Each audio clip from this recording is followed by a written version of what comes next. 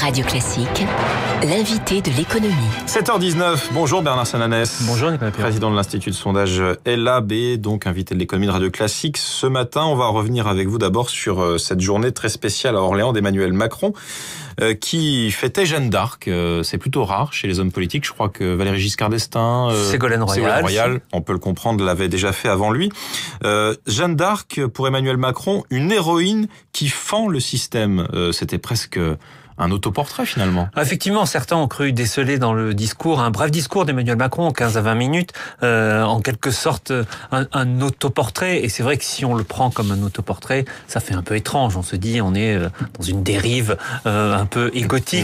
Narcissique, voilà. Mais je crois que l'essentiel n'est pas là. L'essentiel, effectivement, c'est que ce jour du 8 mai, qui est traditionnellement un jour, comme on dit, fléché pour la communication du président de la République, c'est une séquence de rassemblement du pays autour d'un moment mémoriel fort, a été perturbé, préempté. On le voyait très bien hier soir dans les journaux télévisés. Il était plus occupé par le discours d'Emmanuel Macron que par le 8 mai de François Hollande. Et ça, c'est extrêmement étonnant. Ça, franchement, c'est du rarement vu dans notre mémoire politique. Ça veut dire quoi ? Ça veut dire que Emmanuel Macron n'a pas hésité à dépasser cette journée du 8 mai pour s'imposer dans l'événement politique. Faut-il y voir une faiblesse de François Hollande ou bien une préemption par Emmanuel Macron de manière assez autoritaire de cette vision que devrait avoir un président de la République ? Non, je crois que vous avez raison. Le fait politique, c'est le constat de l'affaiblissement de François Hollande. Ce que dit en creux Emmanuel Macron, c'est quelque part, François Hollande, on n'est pas sûr qu'il pourra être candidat, et donc il faut se préparer. C'est ça le message subliminal qu'envoie Emmanuel Macron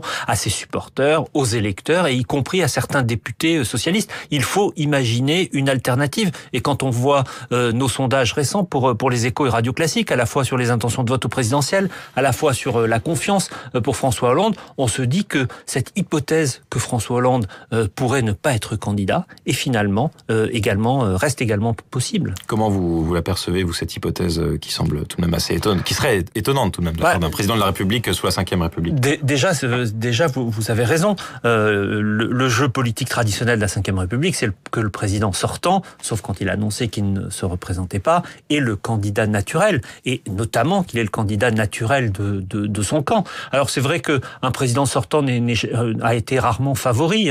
Nicolas Sarkozy, pendant toute la campagne de 2012, il a été, les courbes ne se sont pas croisées. Il a été donné régulièrement battu par François Hollande. Mais à aucun moment, y compris dans l'électorat de droite s'est dit c'est cuit, c'est perdu, on n'y arrivera pas. Là, le spectre qui pèse sur François Hollande, c'est également le spectre de l'élimination au premier tour. Et quand sondage après sondage, on peut regretter les sondages, mais quand sondage après sondage, l'hypothèse d'un François Hollande éliminé au premier tour va se reproduire, cela va ne faire qu'affaiblir, évidemment, la mobilisation. Alors, dans une élection présidentielle, dans une campagne, c'est la dynamique qui entraîne les candidats. Je reviens à Emmanuel Macron et Bernard Sananès. La décorrélation qui existe aujourd'hui dans l'opinion entre le ministre de l'économie et le président de la République peut-elle durer longtemps, alors qu'Emmanuel Macron, avant d'être connu, était quand même secrétaire général de l'Élysée? Oui, mais... donc le plus proche collaborateur de François. C'est vrai, mais d'abord peu de gens le savent. Et puis deuxièmement, c'était un métier, c'était un rôle de l'ombre. Il était un conseiller, donc dans l'opinion, il n'a pas été identifié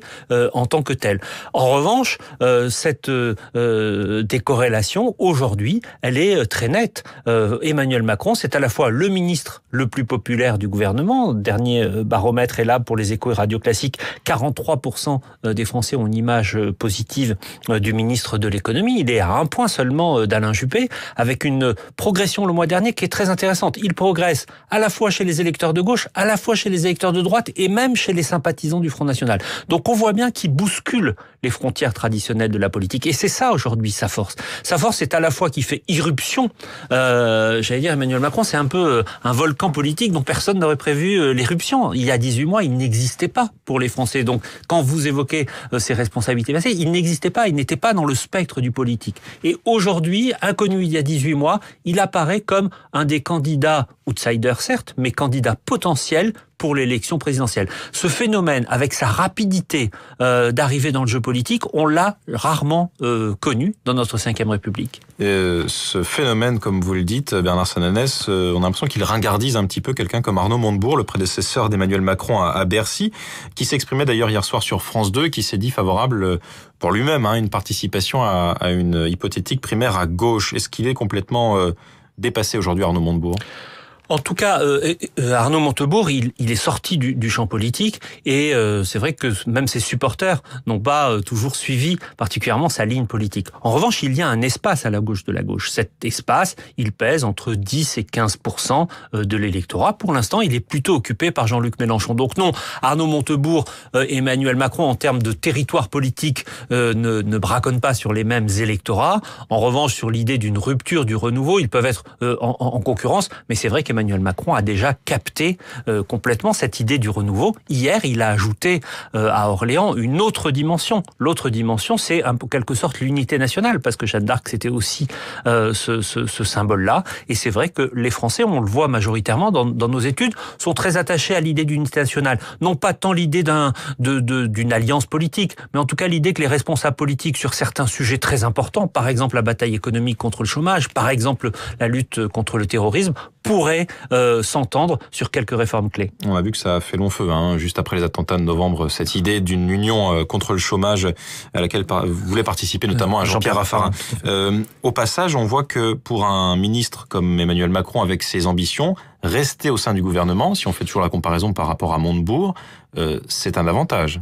C'est son intérêt. Pour l'instant, c'est un avantage, effectivement. C'est un avantage parce qu'il y a toujours cette décorrélation que, par exemple, dont ne profite pas Manuel Valls. Manuel Valls, depuis qu'il est à Matignon, ça le plombe. Sa cote s'est complètement alignée sur celle du président de la République. C'est très frappant. On voit pas les courbes à la radio, mais c'est très frappant. On voit que c'est systématiquement aligné. Emmanuel Macron, il a réussi à cranter sa différence. Et donc, pour l'opinion, aujourd'hui, il est éloigné de François Hollande. Il est quelque part en rupture avec François Hollande. S'il arrive à tenir sur cette ligne, qui est un peu une ligne de crête quand même, parce que de temps en temps, elle oblige à des grands écarts, il a intérêt à rester au gouvernement. On va parler Manuel Valls, Bernard Sananès, avec la perspective d'un 49-3, à nouveau, pour faire passer cette fois la loi El Khomri, après avoir fait passer la loi Macron, ironie de l'histoire.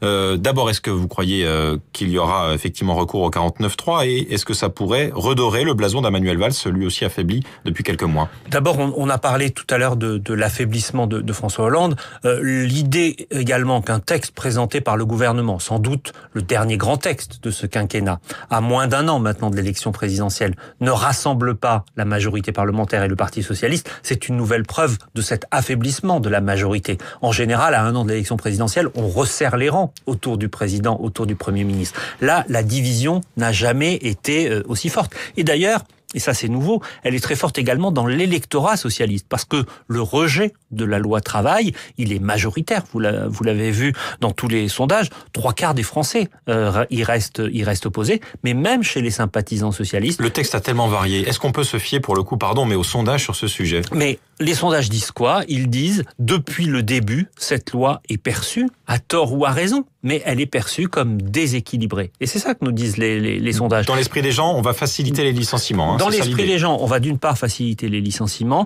et dans l'esprit des Français également, l'équation entre flexibilité et sécurité ne s'est pas faite. Aujourd'hui, flexibilité reste associée, qu'on le veuille ou pas, que ce soit juste ou pas, à insécurité économique. Et on est dans un moment de peur et d'insécurité économique. Alors que la loi Macron était mieux perçue, il y a eu une meilleure pédagogie? Incontestablement, la loi Macron, d'abord, elle s'attaquait à des choses qui étaient moins des totems. Le code du travail est un totem. L'ouverture de magasin de dimanche, par exemple, ne l'est pas. Et deuxièmement, elle avait été préparée, accompagnée. Les premières semaines, les premiers jours de communication sur la loi travail ont été une bataille perdue. Et on le sait sur des sujets pareils, ces batailles perdues ne se rattrapent jamais, ne s'inversent jamais quand on n'a pas réussi à installer tout de suite la thématique et les raisons du texte. Bernard Sananès, président d'ELAB, merci beaucoup d'avoir été ce matin l'invité de l'économie de Radio Classique. Il est 7h28.